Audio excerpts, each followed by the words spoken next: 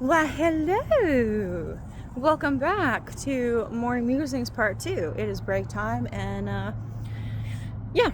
So, frequency Part 2. I want to expand on that and kind of give you other insight into frequency, how that works. Okay, so before we're talking about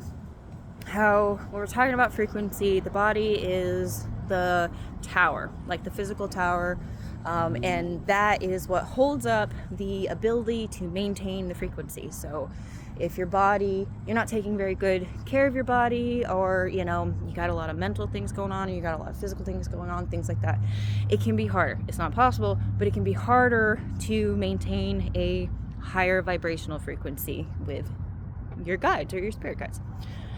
Okay,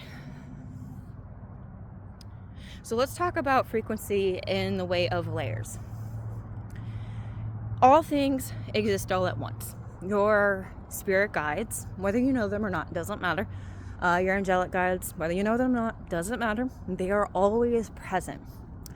Your ability to perceive them is what changes, okay? So basically what that means is that when you are very low vibrational, or you're going through an awful lot, you're struggling with an awful lot, and then a lot of people will say to me that, well, my guides abandoned me. I don't hear them anymore. And I remember very early in my journey, I felt the same way. I felt like, oh, I'm being punished. That's how it felt. It felt like I'm being punished because I can't hear my guides. I can't talk to them, and when you're first starting out, you don't understand why. This is what I want you to know. You're never, ever abandoned. You're never being punished.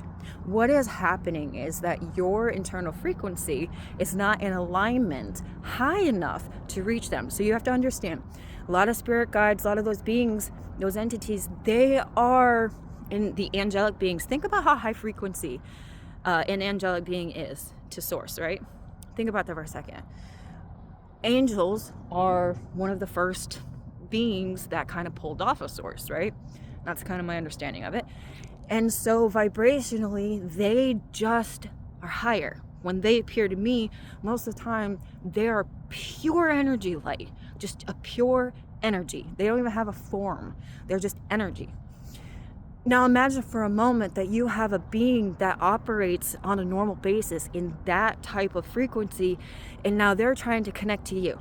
And the only way for them to connect to you in the density of your physicality, in this consciousness, is for them to lower their frequency enough to match you so you can perceive them.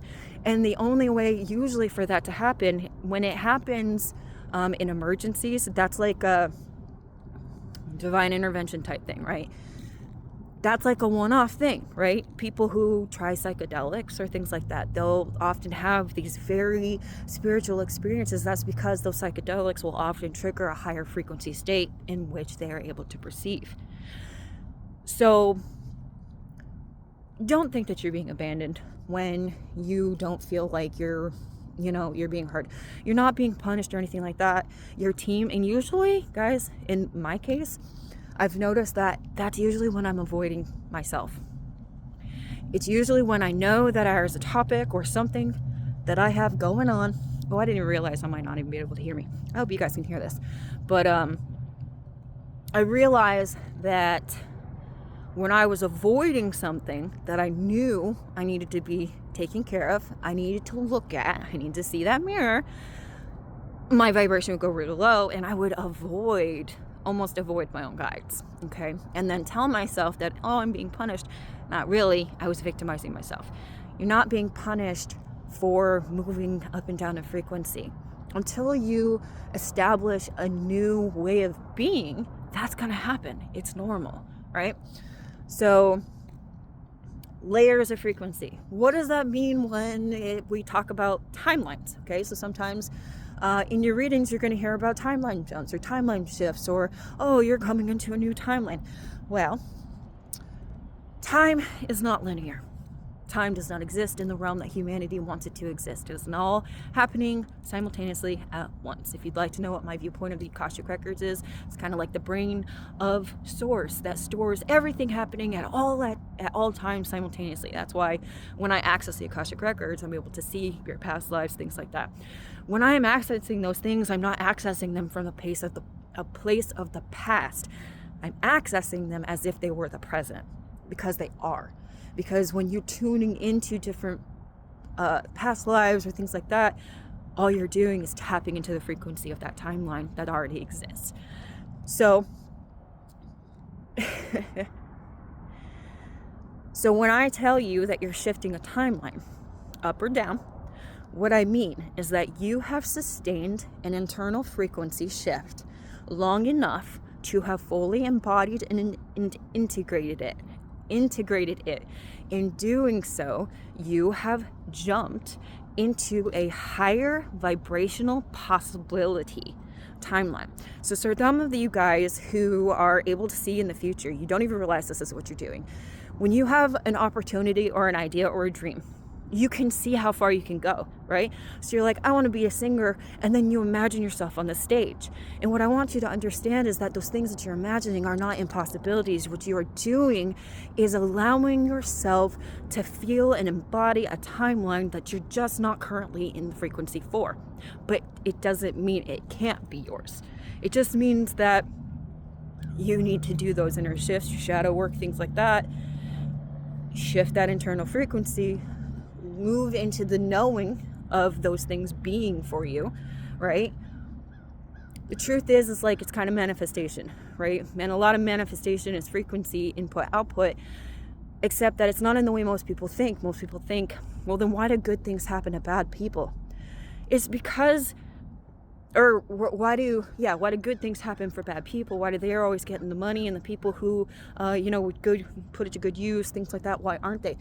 Well, it's because they have embodied a version of themselves entirely wherein they are fully in the belief that they are deserving of those things. Okay?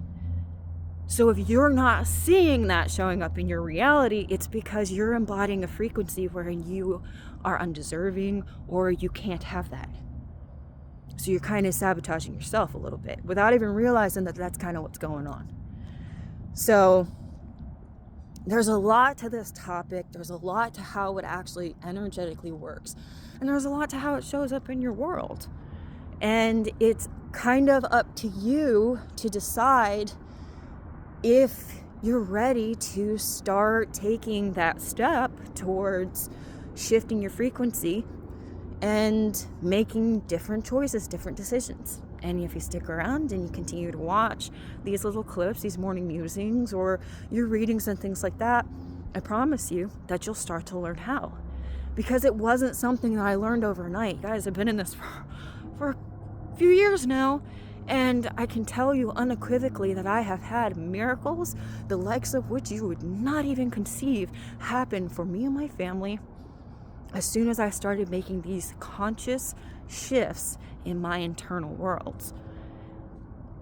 So your ability to perceive, it's kind of like that signal, right? That radio tower signal. The signal's blowing out, and then however it's being brought in, and your strength and your connection to that source is going to dictate how you're allowing that tower to be built. Are you taking care of your vessel so that you have a strong core, a strong, stable point of contact? Are you maintaining your mental health so that you have a strong, so your mental health is kind of dictating how you're experiencing that frequency, right? That connection. So when you're in a really great, and not even like a high vibrational, when you're in a neutral vibration, okay? I want to go ahead and say that. We're not aiming for being high vibe all the time. It's great. It's wonderful. What you're actually aiming for is peace. Sometimes peace doesn't always mean high vibrational and hunky-dory party time. Sometimes peace means acceptance and flow. Sometimes peace means releasing control. And the amount that you're willing to do that is going to dictate the strength of the signal that you're able to receive. I hope this helped you. I'll probably continue on this topic here and there. And if you have any questions, let me know in the comments. Maybe I'll get a chance to answer them. Bye.